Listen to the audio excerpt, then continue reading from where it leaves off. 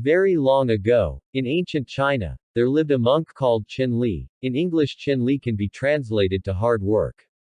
Qin Li decided to go on a pilgrimage to Mount Wutai. Mount Wutai has a giant splendid statue of Buddha, and Qin Li wanted to pay his deepest respect to Buddha, by praying before the statue. So Qin Li began the long journey on foot, and he kept walking and walking. He walked through the deep forests, and up and down the high hills.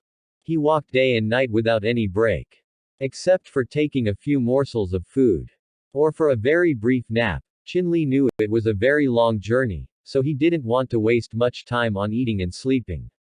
In this manner, he kept walking regularly and relentlessly for 10 days.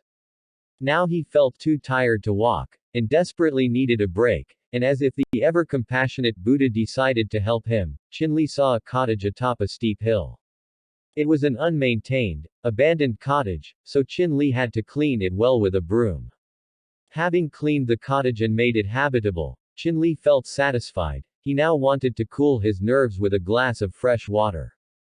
But there was no water nearby. The only source of water was the river flowing through the footsteps of the hill, so Qin Li obtained a branch of a tree, and attached 2 buckets to it, so as to fetch water from the river. Qin Li used the cool fresh water for a refreshing bath, and for cooking soup. Then he went to sleep. He was sleeping on a bed for the first time in 10 days, and it was nothing short of a blessing. The next morning, as he completed his daily meditation, he saw another monk before him. He introduced himself as Zishang. In the English language, the word Zishang may be translated as ambition. So this monk Zishang said to Qin Li, "Fellow brother, I'm on a pilgrimage to Mount Wutai. I've been traveling for several days and need to rest. Will you be kind enough to let me stay here?" Qin Li was glad to have company of a fellow monk, more so as he was happily thinking of delegating the tiresome task of fetching water from the river to Zishang. Naturally, Qin Li happily allowed Zishang to stay there. The 2 monks talked about miscellaneous stuff related to their travel in general, and Mount Wutai in particular. After chit-chatting for a while, Zishang felt thirsty and asked for water. To his dismay, Qin Li bluntly refused to serve him any water. He told Zishang that water has to be fetched from the river, and since Zishang was a newcomer, as well as relatively taller, so it was his moral duty to go down the hill and fetch water from the river. Zishang countered by saying that he was tired from continuous travel while Qin Li had rested at least for a night. Hence it was Qin Li's moral duty to bring water. Qin Li didn't budge and stood by his argument. In this manner, the 2 monks kept debating about the ethics and values, and moral obligation of fetching water, but couldn't resolve their dispute. The heated debate made them thirstier, and eventually, when they couldn't tolerate their burning throats any longer, they both decided to go together to fetch water. However, they could hang only 1 bucket of water in the middle of the branch. To make the matters worse, the water kept spilling out of the bucket. This happened because of the difference in their heights, due to which the bucket couldn't be hung steadily between them. Qin Li couldn't help but think about the irony that he alone could fetch 2 buckets yesterday, but today, with an additional companion, he could bring only 1 bucket of water. When they returned to their temporary abode on the hill, they found that water was barely enough for drinking, cooking and cleaning, so they had to go to bed without bathing.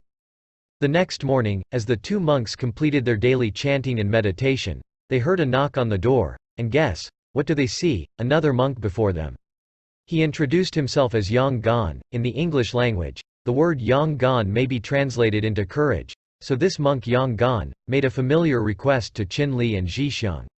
He told them that he was on a pilgrimage to Mount Wutai. He had been traveling for several days, and was in a desperate need of a little rest.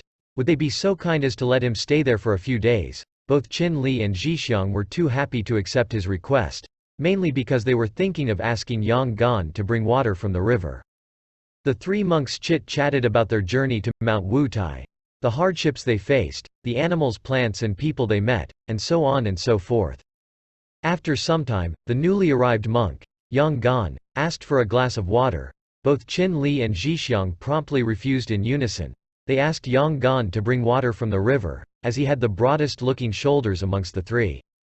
Yang Gan was naturally disappointed. He said that he had just arrived from a tiresome travel, was exhausted, hungry and thirsty. On another hand, Qin Li and Zishang had rested for a while, and hence it was their moral obligation to get him water. However, The other 2 monks were convinced that Yang Gan was stronger and fitter than them, hence he ought to fetch water from the river.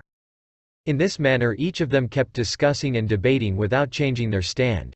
Nobody was willing to yield even an inch of their ground, so their intense arguments raged, on and on and on. Morning gave way to noon, and the noon melted into evening, and the evening progressed towards night, but none of them was willing to go to the river to fetch water. At last they were too tired and thirsty to debate any further, so they fell asleep. Since there wasn't any water, they couldn't cook anything, nor could they clean the house, and bathing of course was completely out of question. When it was well past midnight, they felt extreme heat blazing upon their bodies. Initially they thought it was some nightmare due to their fierce thirst and dry throats, but when the intensity of heat became intolerable, they woke up to find themselves surrounded by tall yellow flames of fire. Apparently the candlestick or night lamp had fallen onto the ground, and had caused a deadly fire. The 3 monks ran for their dearest lives. Each of them got hold of the very first bucket in sight without batting an eyelid. They rushed down the hill, towards the river and returned with water, round after round. They repeated this process without any discussion or debate.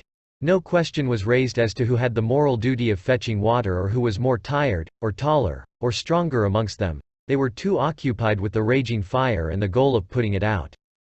After several hours of frantic visits between the river and the house, they managed to extinguish the fire. They heaved a deep sigh of relief, and realized their folly. Then they quietly picked up the buckets, and returned to the river, for yet another round of water. They drank cool fresh water from the river, and filled up their buckets as well. They used some of the water for cleaning the house. While some of it was used to cook food, the 3 monks happily shared the food and went to sleep peacefully. The monks stayed there for a few more days, with complete cooperation and understanding. They had understood the futility of narrow-mindedness, and counter-productive effects of being selfish and self-centered.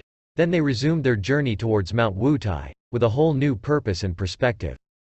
This ancient, but ever-relevant beautiful Chinese story has a very valuable lesson, that without understanding and coordination, hard work, ambition and courage are counterproductive, but when they cooperate well, they can overcome even the most challenging crisis in the world.